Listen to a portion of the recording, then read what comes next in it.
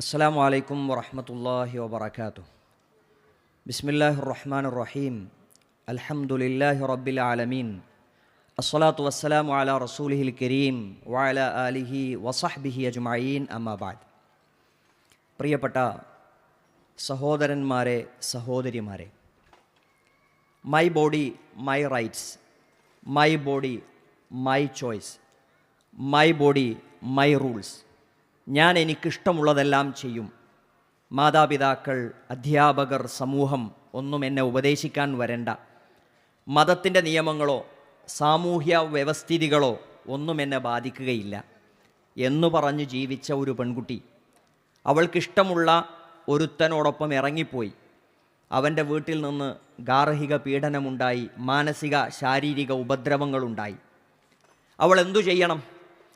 അവൾ പോലീസിൽ പരാതി കൊടുക്കുന്നു, കോടതിയിൽ കേസ് ഫയൽ ചെയ്യുന്നു, കുടുംബത്തിലേക്ക് മടങ്ങുന്നു, കുടുംബത്തിൻ്റെ സപ്പോർട്ട് ചോദിക്കുന്നു, ഫ്രണ്ട്സിൻ്റെ സപ്പോർട്ട് ആവശ്യപ്പെടുന്നു. എന്തേ? അവൾക്ക് ആരോഗ്യമുണ്ടായിരുന്നപ്പോൾ, സന്തോഷമുണ്ടായിരുന്നപ്പോൾ, തോന്നിയതുപോലെ നടക്കാനുള്ള അവസ്ഥയുണ്ടായപ്പോൾ ആരും വേണ്ട എന്ന ചിന്തയും, എന്നാൽ ഒരു പ്രതിസന്ധി വന്നപ്പോൾ എനിക്കെല്ലാവരും വേണം, സമൂഹം എന്നോടൊപ്പം നിൽക്കണം എന്ന ചിന്തയും വരാനുള്ള കാരണം എന്താണ്? സാധാരണഗതിയുള്ളൊരു ജീവിതം നടന്നു പോകുമ്പോൾ ആരും വേണ്ട, ആരോഗ്യമുണ്ട്, സമ്പത്തുണ്ട്, ഇഷ്ടമുള്ളിടത്തേക്ക് പോകാനുള്ള സൗകര്യങ്ങളുണ്ട്, ജോലിയുണ്ട്, വരുമാനമുണ്ട്. ഈ അവസ്ഥയിൽ പറയാൻ പറ്റിയ ഒരാശയമാണ് ഇൻഡിവിജ്വലിസം. അല്ലാതെ പ്രതിസന്ധി ഘട്ടങ്ങളിൽ, പ്രായം കൂടുമ്പോൾ, അവശതകളുണ്ടാകുമ്പോൾ പറയാൻ പറ്റുന്ന ആശയമല്ല. പ്രായമായ ആളുകളെയോ അബലകളായ സ്ത്രീകളെയോ പരിഗണിക്കുന്ന ഒരാശയമല്ല ഇൻഡിവിജ്വലിസം. പറയാനും എഴുതാനും പ്രസംഗിക്കാനും തർക്കിക്കാനും ന്യായീകരിക്കാനുമൊക്കെ പറ്റും, പക്ഷേ പ്രാവർത്തികമാക്കി കാണിച്ചു കൊടുക്കാൻ സാധിക്കുകയില്ല. ഇൻഡിവിജ്വലിസം അടിസ്ഥാനമാക്കി വിജയകരമായി അത് പൂർത്തീകരിച്ച ഒരു നാടിനെയും ഉദാഹരണമായി നമുക്ക് മുമ്പ് കാണുകയില്ല. തീർച്ചയാണത്. ഒരിക്കലും അത് കാണിക്കാൻ ലിബറലുകൾക്കോ നാസ്തികർക്കോ സാധിക്കുകയില്ല എന്നത് ഉറപ്പിച്ചു പറയാൻ സാധിക്കും. അത് ഇംപ്ലിമെൻ്റ് ചെയ്യുന്നത് പോട്ടെ, അതൊന്ന് വ്യക്തമായി വിശദീകരിക്കാനെങ്കിലും ഇവർക്ക് സാധിക്കുമോ? ഇതെങ്ങനെയാണൊന്ന് വർക്ക് ചെയ്യുക എന്നുള്ളത് സാധിക്കൂല. നിയമങ്ങൾ അനുസരിച്ച് ജീവിക്കണം എന്ന്, നിയമങ്ങളൊന്നും വേണ്ട എന്ന് പറയുന്നവർ തന്നെ പറയുന്ന അവസ്ഥയാണ്. മലയാളത്തിലുള്ള അതിൻ്റെ വിശദീകരണങ്ങൾ നമ്മൾ കേൾക്കുമ്പോൾ കൗതുകം തോന്നും. സമൂഹത്തിൻ്റെ വ്യവസ്ഥകളൊന്നും പാലിക്കണ്ട എന്നാണ് ഇത് പറയുന്നതെങ്കിലും നമുക്കത് അംഗീകരിക്കാൻ കഴിയില്ല, അത് പാലിച്ചുകൊണ്ടേ നമുക്ക് മുന്നോട്ട് പോകാൻ കഴിയുകയുള്ളൂ എന്ന വിശദീകരണങ്ങളിലേക്ക് അവർക്ക് പോകേണ്ടി വരുന്നത് ഈ ഒരാശയത്തിൻ്റെ അല്പത്തരമാണ്. അല്പം സാമൂഹ്യ ബോധമുള്ള, അല്പം മനുഷ്യത്വമുള്ള ഒരാൾക്കും തന്നെ അംഗീകരിക്കാൻ സാധിക്കാത്ത ഒന്നാണ്. സ്വാർത്ഥ മനസ്സുള്ള ഒരഹങ്കാരിക്ക് മാത്രമേ ഒരു സമ്പൂർണനായ ഇൻഡിവിജ്വലിസ്റ്റിക് ആകാൻ കഴിയൂ എന്നതിൽ യാതൊരു സംശയവുമില്ല. വയനാട് ദുരന്തമുണ്ടായി നമ്മുടെ മുന്നിൽ. ഒട്ടനവധി ആളുകൾ അതിനുവേണ്ടി സഹകരിച്ചു. നമ്മളൊക്കെ അവിടെ പോയി അവിടെ രക്ഷാപ്രവർത്തനങ്ങളിൽ ഇടപെട്ടു. വാഹനങ്ങളിൽ സാധനങ്ങളുമായി നമ്മളവിടെ ചെന്നു. വിശ്വാസികൾ ഒരുപാട് ആളുകൾ അവിടെ ഉണ്ടായിരുന്നു. അവർ തന്നെയായിരുന്നു സേവന രംഗത്ത് മുന്നിൽ. പണം ചെലവഴിച്ചത് അവരായിരുന്നു. പള്ളികളിൽ ആഹ്വാനമുണ്ടായി, ധാരാളം പണം ശേഖരിച്ചു, അതൊക്കെ അവിടേക്ക് കൊടുത്തയച്ചു.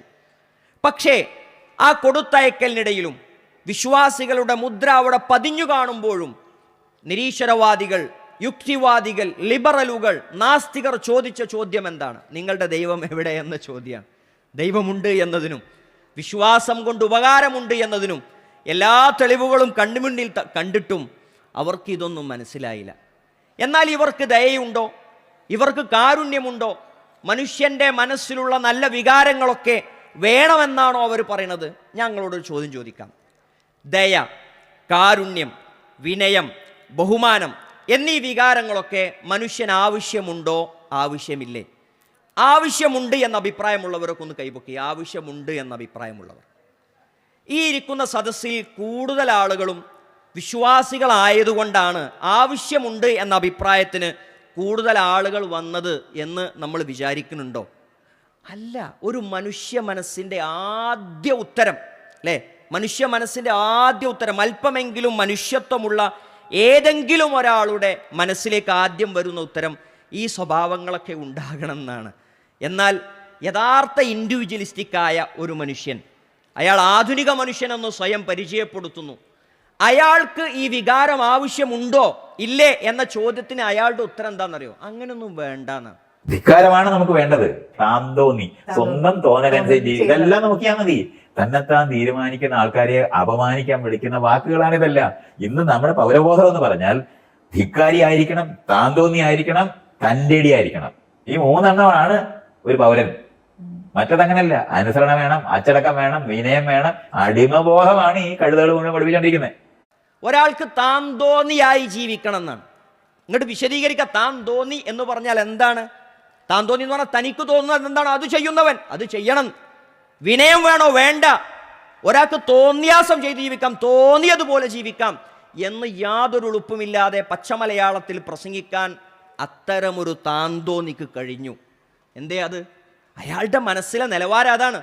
അയാളുടെ നന്മ തിന്മകളെക്കുറിച്ചുള്ള കാഴ്ചപ്പാടാണ് അതാണ്. അയാൾ ഒരു താൻ തോന്നിയായി ജീവിക്കാനും ഒരു നിഷേധിയായി ജീവിക്കാനും നിയമങ്ങൾക്കെതിരായി ജീവിക്കാനുമാണ് അയാൾ ആഗ്രഹിക്കുന്നത്. രണ്ടാമതൊരു ചോദ്യം ചോദിക്കട്ടെ. പ്രായമായ ഒരാൾ നിങ്ങൾ കയറിയ ബസ്സിൽ നിങ്ങൾ സീറ്റിലിരിക്കെ കടന്നു വരികയാണ്. ശാരീരിക അവശതകളുണ്ട് അയാൾക്ക്. അയാളെ കണ്ടാൽ എണീറ്റ് കൊടുക്കണമെന്നാണോ അയാൾക്ക് എണീറ്റ് കൊടുക്കണ്ട എന്നാണോ നമ്മളെ അഭിപ്രായം? എന്താ അഭിപ്രായം? ഒന്ന് പറയും. നമ്മൾ സീറ്റ് കൊടുക്കണോ? അയാൾക്ക് കൊടുക്കണോ? കൊടുക്കണമെന്ന് തന്നെയാണ് നമ്മളെല്ലാവരും പറയണത്, അല്ലേ? അതന്നെ എല്ലാവരും പറയുള്ളൂ. ഇയാളോടും അങ്ങനെ ഒരു ചോദ്യം ചോദിച്ചു, ഈ താന്തോന്നിയോട് അങ്ങനെ ഒരു ചോദ്യം ചോദിച്ചു, സീറ്റ് കൊടുക്കണോ?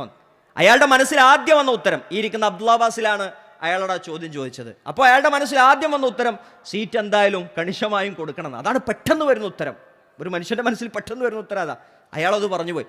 അപ്പോൾ ചോദിച്ചു എന്തിന് എണീറ്റ് കൊടുക്കണം എന്ന ന്യായം പറയാൻ പറഞ്ഞപ്പോൾ അദ്ദേഹത്തിന് മനസ്സിലായി, ഓ ഞാനൊരു ഇൻഡിവിജ്വലിസ്റ്റിക് ആണല്ലോ, ഞാനൊരു അവനവനിസത്തിൻ്റെ ആളാണല്ലോ, എനിക്ക് ഈ മറുപടി പറയാൻ പാടില്ലല്ലോ എന്ന് അയാൾക്ക് അപ്പോൾ ഓർമ്മ വന്നു. അയാൾ പറഞ്ഞു എണീറ്റ് കൊടുക്കേണ്ട ആവശ്യമില്ല. ഞാനിപ്പോ തിരിച്ചു പോകുമ്പോൾ ബസ് കയറുമ്പോൾ ഒരു പ്രായമായ സ്ത്രീ അവിടെ നിൽക്കുകയാണ്, ഞാൻ എഴുന്നേറ്റ് കൊടുക്കണോ വേണ്ടേ? കണിശമായിട്ടും ചെയ്യണം. എന്തിന്? അത് ഇയാൾ ചെയ്യേണ്ട കാര്യമല്ല. ഞാൻ എഴുന്നേറ്റ് കൊടുക്കണോ? ഇയാൾ എണ്ണീറ്റ് കൊടുക്കുന്ന ഇയാൾക്ക് ചെയ്താൽ മതി, വേണമെങ്കിൽ ചെയ്താൽ മതി. ചെയ്യണമെന്നില്ല. നിർബന്ധമേ. അയൽവാസി പട്ടിണി കിടക്കുന്നു, ഞാൻ അതിൽ ഇടപെടേണ്ട കാര്യമേ ഇല്ല. ഇതെന്ത് ലോകമാണ്? അതിനെയാണ് സിസ്റ്റം. വയസ്സായ ആളുകളെ പോലും, അതൊരു സ്ത്രീയാണെങ്കിൽ പോലും, ഒരു ഗർഭിണിയായി അവശത അനുഭവിക്കുന്നവളാണെങ്കിൽ പോലും ഒരു തരത്തിലുള്ള പരിഗണനയും കൊടുക്കണ്ട എന്ന് പറയുന്ന ആശയത്തിൻ്റെ പേരാണ് ഇൻഡിവിജ്വലിസം. വല്ല കഥയുണ്ടോ ഇവർക്ക്? സമൂഹത്തിന് ഇവർക്ക് എന്തെങ്കിലും ഒരു ഉപകാരപ്രദമായ എന്തെങ്കിലും ഒരു ആശയം ഇവർക്ക് പറയാനുണ്ടോ? ഒന്നും പറയാനില്ല, അല്ലേ? സ്വന്തം മനസ്സാക്ഷിയെപ്പോലും അംഗീകരിക്കാതെ അതിനെപ്പോലും അവിശ്വസിച്ചുകൊണ്ട് മാത്രമേ ഒരാൾക്ക് ഇങ്ങനെ മുന്നോട്ട് പോകാൻ കഴിയുകയുള്ളൂ.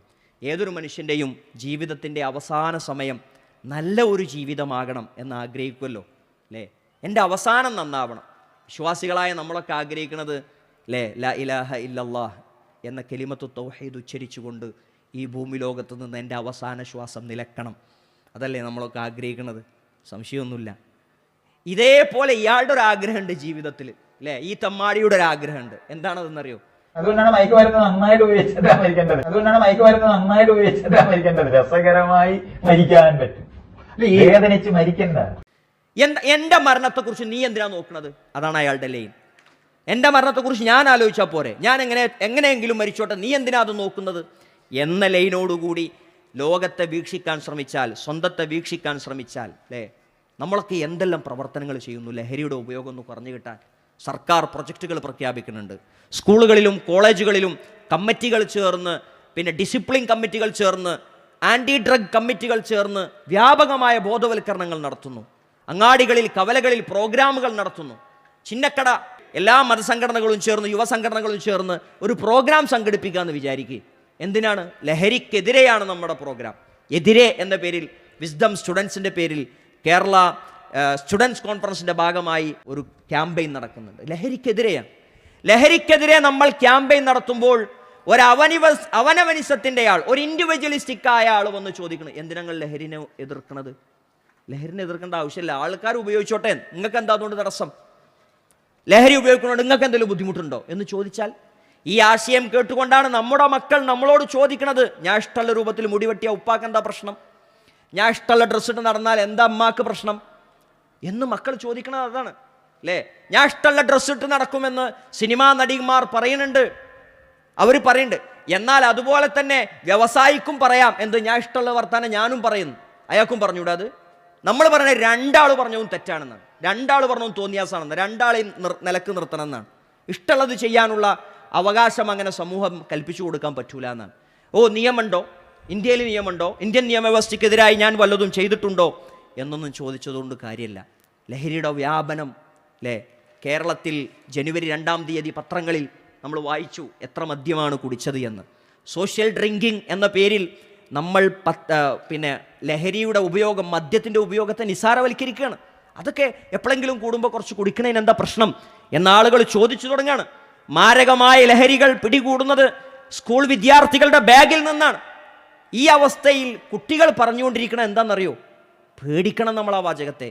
നിയമം മൂലം ഇവിടെ ലഹരി ഉപയോഗം സാർവത്രികമാക്കണം എന്നാണ്. നമ്മുടെ ഇന്ത്യയിൽ സ്ട്രോങ് ആക്കണമെന്ന് തോന്നിയിട്ടുള്ള ഒരു നിയമോ അത് ഞാൻ ഇപ്പൊ പറഞ്ഞു കഴിഞ്ഞാൽ ശരിയാവുമെന്ന് എനിക്ക് അറിഞ്ഞൂടാ. കഞ്ചാവ് ലീഗലാക്കണം, കഞ്ചാവ് ലീഗലാക്കണം, വേറൊന്നും ഞാൻ പറയണില്ല. കഞ്ചാവ് ലീഗലൈസ് ചെയ്യണമെന്നാണ് കുട്ടികൾ പറയണത്. ഏതൊരു തിന്മയോടും മനുഷ്യൻ്റെ മനസ്സിനൊരു മോഹം ഉണ്ടാകും, സംശയമൊന്നുമില്ല. അതെത്ര മ്ലേച്ഛമാണെങ്കിലും അതിൻ്റെ ആഫ്റ്റർ എഫക്റ്റ്, അതിൻ്റെ പരിണിത ഫലങ്ങൾ എത്ര വ്യാപകമായ ദുരന്തങ്ങൾ ഉണ്ടാക്കുന്നതാണെങ്കിലും അതിനോട് മനുഷ്യൻ്റെ മനസ്സിനൊരു മോഹം ഉണ്ടാവും, ഒരു താല്പര്യം ഉണ്ടാവും. അത് വിശുദ്ധ ഖുർആൻ നമുക്ക് പറഞ്ഞു തന്നതാ. ഇന്ന നഫ്സ ലഅമ്മാറത്തുൻ ബിസ്സൂ. തെറ്റായ കാര്യങ്ങളെ കൊണ്ട്, തിന്മയായ കാര്യങ്ങളെ കൊണ്ട്, മ്ലേച്ഛമായ കാര്യങ്ങളെ കൊണ്ട് മനുഷ്യൻ്റെ മനസ്സ് നമ്മളെ കൽപ്പിച്ചുകൊണ്ടേയിരിക്കും. ഇച്ഛകൾ അത് മോട്ടിവേറ്റ് ചെയ്തുകൊണ്ടേയിരിക്കും. ആ ഇച്ഛക്കടിമപ്പെട്ട് നമ്മൾ ജീവിച്ചാലോ, ഇച്ഛയെ പിൻപറ്റിക്കൊണ്ട് നമ്മൾ ജീവിച്ചാലോ നാളെ പരലോകത്ത് നമുക്ക് രക്ഷയില്ല. എന്നാൽ ഇച്ഛയ്ക്കെതിരായി പ്രവർത്തിച്ച് ഇച്ഛയെ അടിമയാക്കി പടച്ച റബ്ബിൻ്റെ ഇഷ്ടത്തെ നമ്മൾ മുൻപിലാക്കി വെച്ചാലോ നമുക്ക് നാളെ പരലോകത്ത് വിശാലമായ സ്വർഗമാണ് അള്ളാഹു സമ്മാനിച്ചിട്ടുള്ളത്. അവിടെയുള്ള ആസ്വാദനങ്ങൾക്ക് പരിധിയുണ്ടോ? അവിടെയുള്ള സുഖ സൗകര്യങ്ങൾക്ക് പരിധിയുണ്ടോ? ഖാലിദീന ഫീഹാ ലാ യബ്ഗൂന അൻഹാ ഹിവല. അവിടെയുള്ള ആസ്വാദനങ്ങൾക്ക് ഒരിക്കലും മടുപ്പ് വരൂല. ഇതൊന്ന് കഴിഞ്ഞു കിട്ടിയെങ്കിൽ, ഇതൊന്ന് തീർന്നു കിട്ടിയെങ്കിൽ എന്ന പരലോകത്തെ സ്വർഗീയ ആസ്വാദനങ്ങളിൽ ഒന്നിനെ പറ്റിയും നമ്മളാരും വിചാരിക്കുകയില്ല. അത്ര സുന്ദരമായ സ്വർഗം അള്ളാഹു സമ്മാനിക്കുന്നത് ഇച്ഛകൾക്കെതിരായ ദേഹേച്ഛകളോട് ജിഹാദ് ചെയ്ത് അതിനോട് പോരടിച്ച് അതിനെ പരാജയപ്പെടുത്തി അള്ളാഹിൻ്റെ ഇഷ്ടത്തിന് മുൻഗണന കൊടുത്ത ആളുകൾക്കാണ് അള്ളാഹു സുബ്ഹാനഹു വ തആല സ്വർഗം നൽകാം എന്ന് പറഞ്ഞിട്ടുള്ളത്. ഒരു സർക്കാർ സംവിധാനങ്ങൾ മുഴുവൻ പ്രവർത്തിച്ചിട്ടും ഇത്രയധികം സംഘടനകൾ, യുവജന സംഘടനകളൊക്കെ പരിശ്രമിച്ചിട്ടും ലഹരി വർദ്ധിക്കുന്ന കാരണത്തെക്കുറിച്ച് നമ്മൾ അന്വേഷിക്കുമ്പോൾ അത് മനുഷ്യൻ്റെ ഇച്ഛയാണ് ഒന്നാമത്തെ കാരണം. പക്ഷേ ഇതിനൊക്കെ പ്രോത്സാഹനം നടങ്ങുന്ന വിഭാഗമുണ്ട് നവനാസ്തികർ. ഇവരിതിനൊക്കെ പ്രോത്സാഹനം കൊടുക്കുകയാണ്. നിങ്ങൾക്ക് ഇഷ്ടമുണ്ടെങ്കിൽ നിങ്ങൾ ചെയ്തോളി, നിങ്ങൾക്ക് തോന്നുകയാണെങ്കിൽ നിങ്ങൾ ചെയ്തോളി. അതിനെന്തിനാണ് അല്ലേ കഞ്ചാവ് ലീഗലൈസ് ചെയ്യണം എന്ന് പറയുന്നത്? നേരത്തെ പറഞ്ഞ താന്തോന്നിയാണ്. കഷ്ടം പിടിച്ച ഒരു രാജ്യം നമ്മൾ ഉണ്ടാക്കിയെടുത്തിട്ടുണ്ട്. കഞ്ചാവൊക്കെ ലീഗലൈസ് ചെയ്യേണ്ടതാണ്. എന്ത് കുഴപ്പമാണ്? കഞ്ചാവ് ലീഗലൈസ് ചെയ്യണം. ഈ കുട്ടികൾക്ക് തെളിവ് കൊടുക്കുകയാണ്. ഒരു വ്യക്തി ലഹരി ഉപയോഗിക്കുന്ന ഒരു വ്യക്തി, അയാൾക്ക് എൻ്റെ മതം എനിക്ക് ലഹരി ഉപയോഗിക്കാൻ അനുവാദം തരുന്നുണ്ട് എന്ന് അയാൾ പറയില്ല. എനിക്കിത് ഉപയോഗിച്ചാൽ ആരോഗ്യപരമായി ഗുണമുണ്ട് എന്ന് അയാൾക്ക് ന്യായീകരിക്കാൻ കഴിയുമോ? ന്യായീകരിക്കാൻ കഴിയില്ല. അയാൾക്ക് ന്യായീകരിക്കാവുന്ന ഏക വാചകം ഞാൻ ഉപയോഗിച്ചാൽ നിങ്ങൾക്കെന്താ കുഴപ്പം എന്ന ഒറ്റ ചോദ്യം. ഞാൻ ഉപയോഗിച്ചാൽ നിങ്ങൾക്ക് എന്താ കുഴപ്പം അല്ലേ? എനിക്കതിലൂടെ ആസ്വാദനം കിട്ടുന്നുണ്ട്, ആസ്വാദനം കിട്ടുന്നതെല്ലാം ശരിയാണ്, അതാണ് ഒരു ന്യായം. ഞാൻ ഉപയോഗിക്കുന്നതുകൊണ്ട് നിങ്ങൾക്ക് വല്ല തടസ്സം ഉണ്ടാവുണ്ടോ, അതിൻ്റെ സ്വാതന്ത്ര്യത്തിൽപ്പെട്ടതല്ലേ എന്ന ചോദ്യം, അതാണ് അടുത്ത പ്രശ്നം. ഇങ്ങനെ കുറേ ഇസങ്ങൾ പറഞ്ഞ്, കുറേ ആശയങ്ങൾ പറഞ്ഞ് ആളുകളെ വഞ്ചിച്ചുകൊണ്ട്, പറ്റിച്ചുകൊണ്ട് തെറ്റിലേക്കുള്ള, തിന്മയിലേക്കുള്ള വഴി ഒരുക്കി കൊടുക്കുകയാണ്. എന്നിട്ട് അവർ പറയണതോ, നിങ്ങൾ മതങ്ങളിലേക്ക് ചുരുങ്ങുമ്പോൾ ഞങ്ങൾ മനുഷ്യരിലേക്ക് പടരുകയാണ് എന്നാണ്. കേട്ടാ വലിയ രസമുള്ള വാക്കാ. നിങ്ങൾ മനുഷ്യരിലേക്ക് പടരുകയല്ല, നിങ്ങൾ രോഗം പടർത്തുകയാണ് ചെയ്യണത്. നിങ്ങൾ തോന്നിയാസം പ്രചരിപ്പിക്കുകയാണ് ചെയ്യണത്. നിങ്ങൾ അവിവേകത്തിന് കൂട്ടുനിൽക്കുകയാണ് ചെയ്യണത്. അല്ലാതെ നിങ്ങളെ കൊണ്ട് സമൂഹത്തിന് യാതൊരു ഉപകാരവും ഉണ്ടാകുന്നില്ല.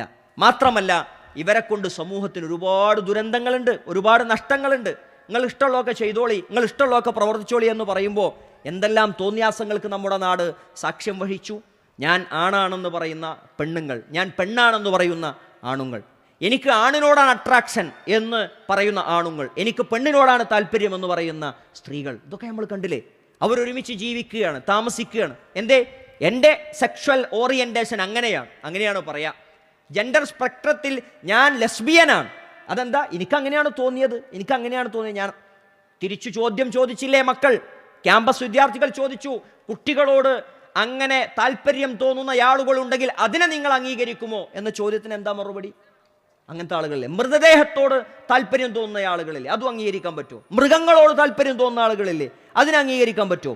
എല്ലാ തോന്നലിനെയും അംഗീകരിച്ചു കൊടുത്താൽ, ഓരോരുത്തരുടെയും ഇഷ്ടങ്ങളെ അംഗീകരിച്ചു കൊടുത്താൽ ഈ നാട് എന്തായി മാറും?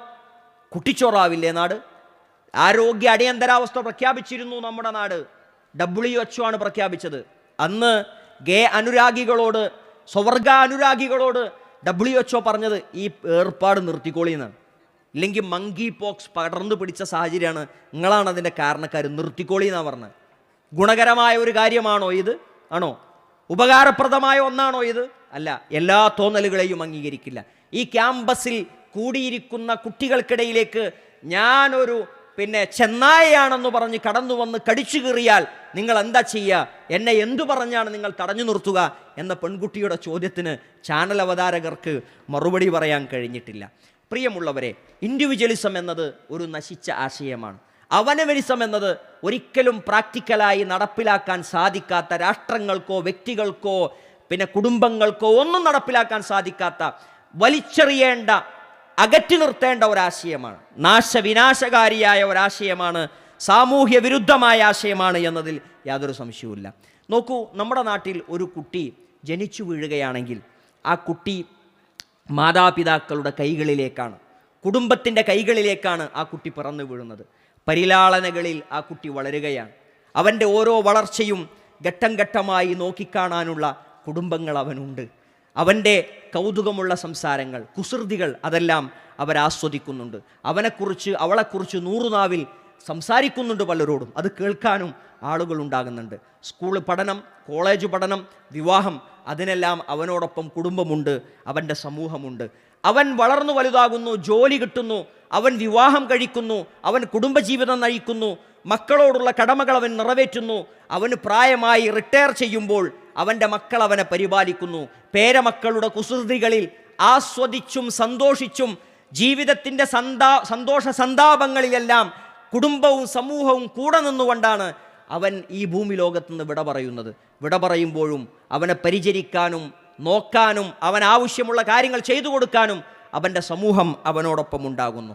എന്നാൽ ഇൻഡിവിജ്വലിസത്തിൻ്റെ ലോകത്തിലെ ഒരു ഐഡിയൽ പേഴ്സണാലിറ്റി ആരാണ്? അവൻ ജനിച്ചു വീഴുന്നു ആശുപത്രിയിൽ, അവൻ പരിപാലിക്കപ്പെടുന്നു ഒരു ഡേ കെയറിൽ, അവൻ പഠിച്ചു വളരുന്നു സ്കൂളിൽ, പ്രീ സ്കൂളിൽ, കോളേജിൽ അവൻ്റെ പഠനം പൂർത്തിയാക്കുന്നു, അവൻ ഏതെങ്കിലും ഒരു കമ്പനിയിൽ ജോലി ചെയ്യുന്നു, എപ്പോഴോ ഒരു പങ്കാളിയെ അവൻ കണ്ടെത്തുന്നു. അവൻ്റെ ജീവിതാവസാനം എങ്ങനെയായിരിക്കും? ആ ചോദ്യമാണ് പ്രസക്തം. പ്രായമായി കൂടെയാരുമില്ലാത്ത, ഒറ്റക്കാകുന്ന, പരിചരണം ആവശ്യമുള്ളപ്പോൾ അവൻ എന്തായിരിക്കും അവസ്ഥ? ആരെങ്കിലും ഉണ്ടോ? മക്കളുണ്ടോ? 18 വയസ്സായപ്പോൾ നിങ്ങൾ സ്വതന്ത്രരാണെന്ന് പറഞ്ഞയച്ചു. മാതാപിതാക്കളോട് കടമകളില്ല, ബാധ്യതകളില്ല എന്നവൻ മനസ്സിലാക്കി, അല്ലേ? പിന്നെ അവനെ നോക്കാൻ ആളുണ്ടോ? ഇല്ല. ഓൾഡ് ഏജ് ഹോമിൽ അവൻ അഭയം പ്രാപിക്കുന്നു.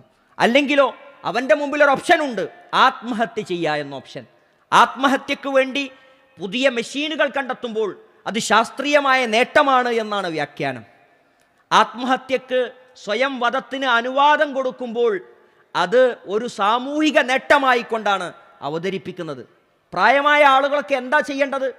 നമ്മുടെ നേരത്തെ താൻ തോന്നി അതിനും മറുപടി പറഞ്ഞു തന്നിട്ടുണ്ട്. അയാൾ പറയണത് മക്കൾക്കൊക്കെ ഭാരമാകുന്നുണ്ടെന്നുണ്ടെങ്കിൽ അയാളാണ് ജീവിതത്തിൽ നിന്ന് ഒഴിഞ്ഞു കൊടുക്കണം എന്നാ. ഒരു പ്രായമായ ആളിനെ നോക്കാനായിട്ട് സമൂഹത്തിന് എത്ര കാശ് ചെലവാണ്. ഇനി അടുത്തത് എത്ര യൗവനമുള്ളവരുടെ ജീവിതം അതിന് ചുറ്റിനും ഹോമിക്കേണ്ട ആവശ്യം. ഇതൊക്കെ നമ്മൾ മനസ്സിലാക്കുന്നുണ്ട്. പ്രയോജനരഹിതമായി ജീവിക്കരുത്. അത് അവർക്ക് പ്രയോജനകരമായി ജീവിക്കുന്നതിന് എത്ര കഴിയും അവിടെ വരെ പോവാം, ഒരു കുഴപ്പമില്ല. അത് കഴിഞ്ഞാൽ സുല്ലിടണം. ആ സുല്ലിടുന്നതിനെ പറ്റിയാണ് ഞാൻ പറയുന്നത്. അത് നന്നായിട്ട് ബോധപൂർവ്വം കോൺഷ്യസ് ആയിട്ട് ചെയ്യാവുന്നത്. അതന്നെയാണ് അസിസ്റ്റന്റ് ഡെത്ത്. അതുകൊണ്ട് മരണം വളരെ നന്നായി സ്വീകരിക്കാൻ പഠിക്കുക എന്നുള്ളതാണ് അവർ ചെയ്യുന്നത്. അത് ഞാൻ ഇവിടുത്തെ സകല വയസ്സന്മാരോടും അഭ്യർത്ഥിക്കുന്നതാണ്. നിങ്ങളുടെ മക്കളുടെ കാശ് കളയാതെ അവരവരുടെ മരണം വരിക്കാൻ പഠിക്കണം എന്നുള്ളത് മാത്രമേ എനിക്ക് പറയാനുള്ളൂ. മരിക്കണം, ജീവിതത്തിൽ നിന്നും മാറിക്കൊടുക്കണം. അതാണ് ഗുണപരമായ മാറ്റമായി അയാൾ വിശദീകരിക്കുന്നുണ്ട്. ഈ ആശയത്തെയാണോ നമ്മൾ സ്വീകരിക്കേണ്ടത് എന്ന് നമ്മൾ കൃത്യമായി ആലോചിക്കുക. ഒരു പ്രൊഡക്റ്റീവ് ഏജിലെ അഥവാ നിർമ്മാണാത്മകമായ ഒരു കാലഘട്ടത്തിലെ, ഒരാളെ കൊണ്ട് ഉപകാരം കിട്ടുന്ന കാലത്തിൽ മാത്രം സ്വീകരിക്കാവുന്ന, സമ്പത്തുള്ളവർക്ക് മാത്രം പിൻപറ്റാവുന്ന, പാവങ്ങളെ തീരെ പരിഗണിക്കാത്ത, ആവശ്യക്കാരുടെ ആവശ്യങ്ങൾ തീരെ മനസ്സിലാക്കാത്ത ഒരാശയമാണ്. തികച്ചും സ്വാർത്ഥ താല്പര്യക്കാരായ ആളുകളാണ് ഇൻഡിവിജ്വലിസ്റ്റുകൾ. തങ്ങൾക്ക് കിട്ടാനുള്ള അവകാശങ്ങളെക്കുറിച്ച് അവർ സംസാരിച്ചു കൊണ്ടേയിരിക്കും. എന്നാൽ ബാധ്യതകളെക്കുറിച്ച് അവർക്ക് ഒരിക്കലും സംസാരിക്കാൻ പറ്റുകയില്ല.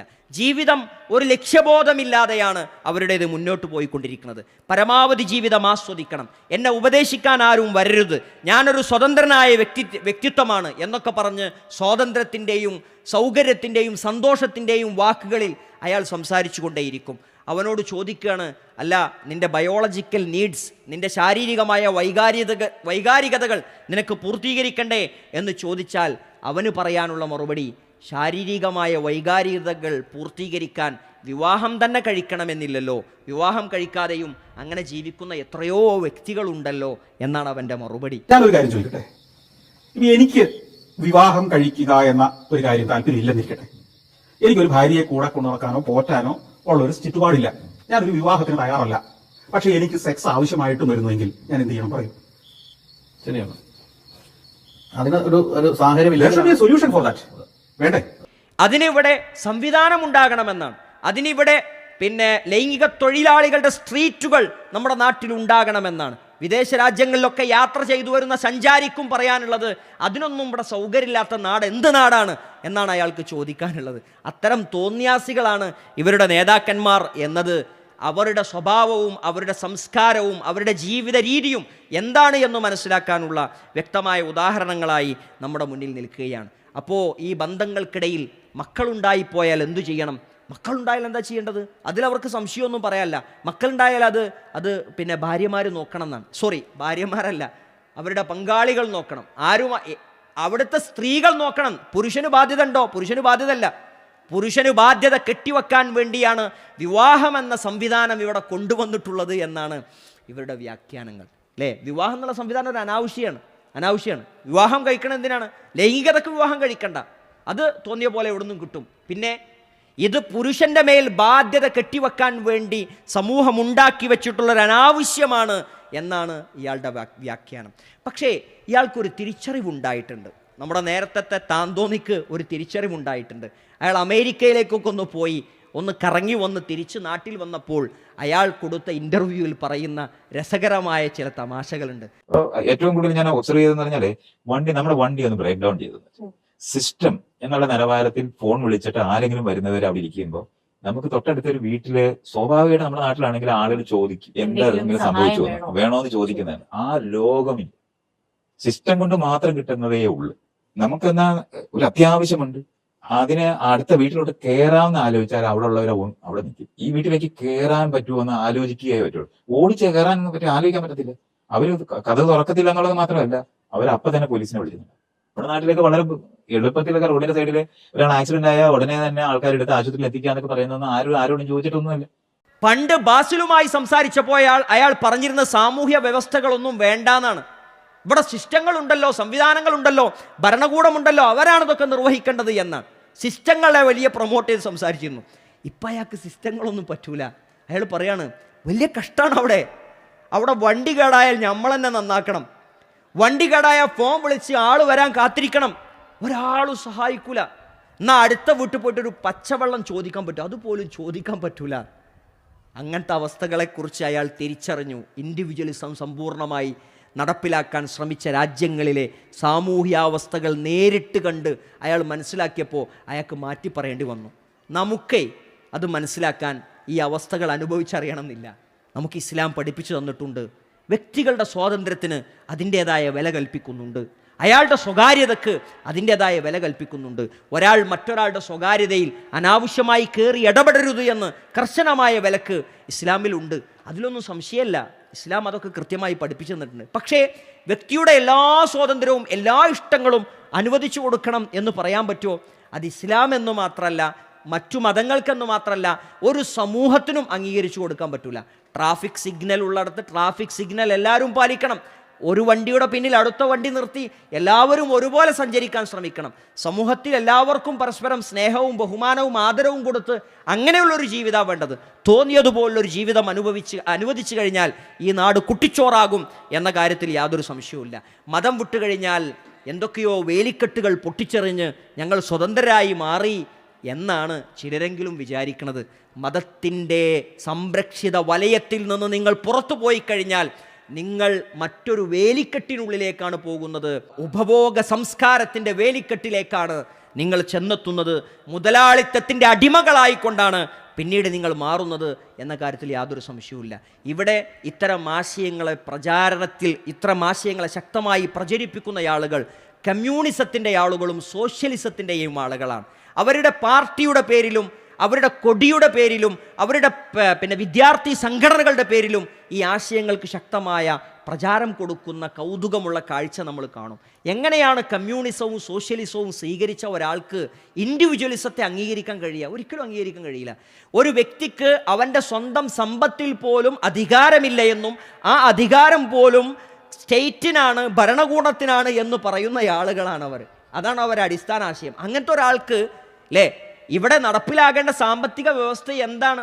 ഇൻഡിവിജ്വലിസത്തിൻ്റെ സാമ്പത്തിക വ്യവസ്ഥ മനുഷ്യൻ്റെ സമ്പദ്ഘടനയിൽ അവൻ്റെ സ്വാതന്ത്ര്യത്തിൽ സ്റ്റേറ്റ് യാതൊരു തരത്തിലും ഇടപെടാതെ അവൻ്റെ യാതൊരു വിലക്കുകളും വെക്കാതെ അങ്ങനത്തെ ഒരു സാമ്പത്തിക ക്രമം ഇവിടെ വേണമെന്നാണ് ഇൻഡിവിജ്വലിസം അവകാശപ്പെടുന്നത്. ആ അവകാശപ്പെടുന്ന അവകാശവാദത്തെ എങ്ങനെയാണ് കമ്മ്യൂണിസവും സോഷ്യലിസവും പ്രസംഗിക്കുന്ന ആളുകൾക്ക് സ്വീകരിക്കാൻ കഴിയുക എന്നത് വലിയ അത്ഭുതമുള്ള കാര്യമാണ്.